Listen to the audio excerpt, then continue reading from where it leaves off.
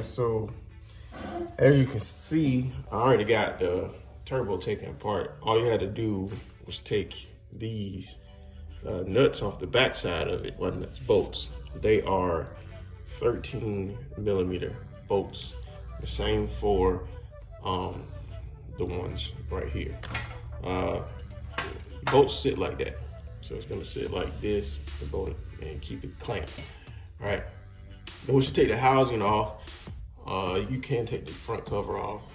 This one here is a, I think that's a 12. I already got it loosened. Now it's reverse threads. Okay, and the nut on the backside, the turbine nut, back here, that one is a, I think it's an 18. Yeah, it's an 18 millimeter, 12 point.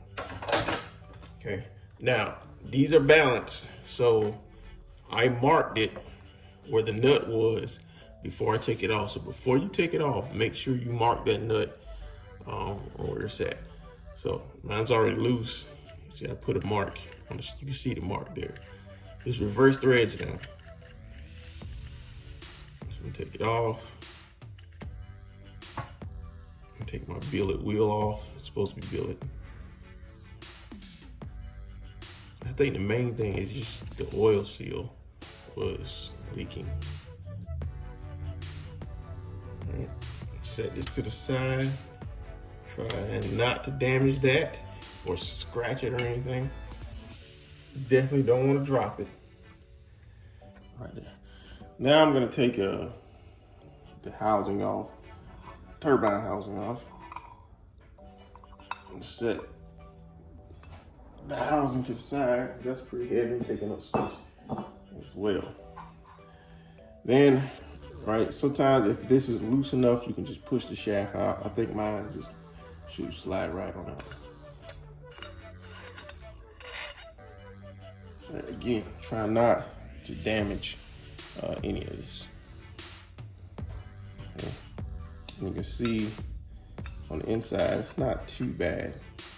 I mean, these things are only about 1.5 years old. Come on, sir.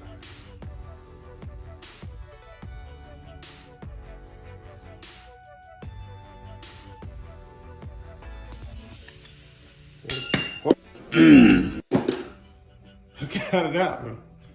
Dang.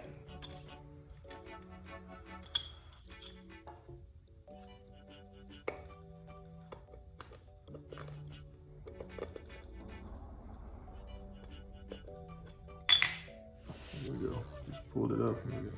This probably what was leaking right here. The O-ring right there. Put that there. That deflector needs to go down. That deflector needs to go down right here.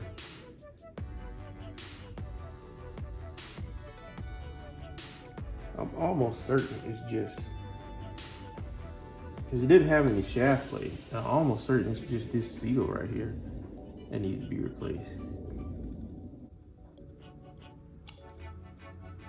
I think it's a thrust plate, what it's called. The one I ordered is a little bit different than this one. This one seems to have more oil grooves than that one does. So, here we go. See, it's different. This is the old one. This is the new one. Well, the oil channel on the back may be different. Interesting. So it looks like you got more oil grooves here. You know, here. On the front, same thing. Got more oil grooves there and there. So, we got this just guide bearing here.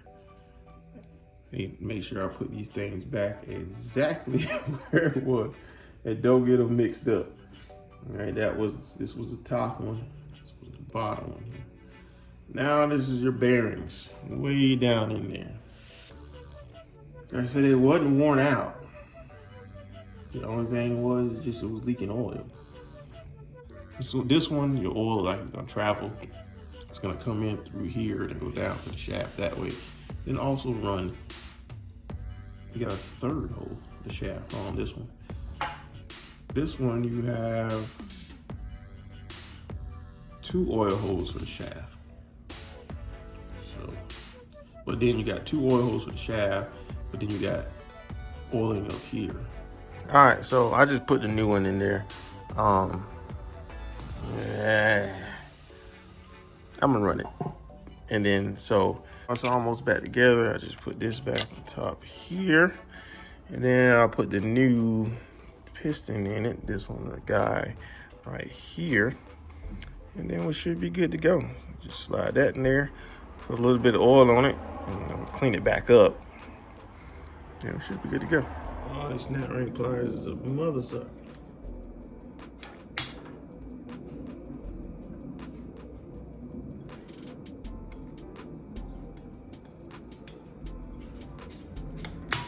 There we go. Now she's in there.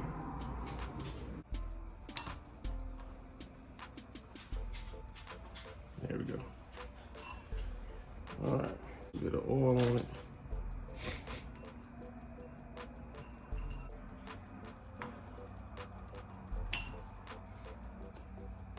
Ooh, it's really tight. It ain't that tight on the bottom.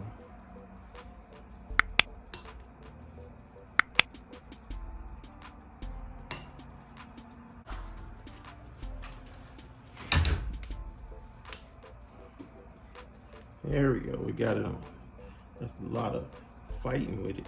And then we're gonna slide it back in there.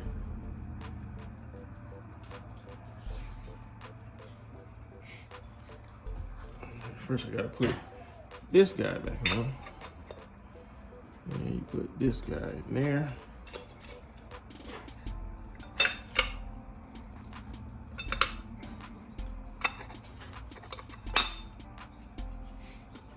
There we go. This here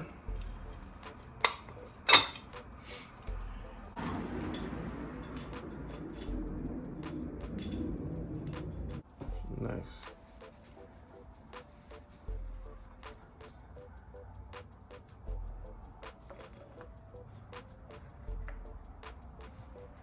There we go. Good, man. Turn off this thing right here.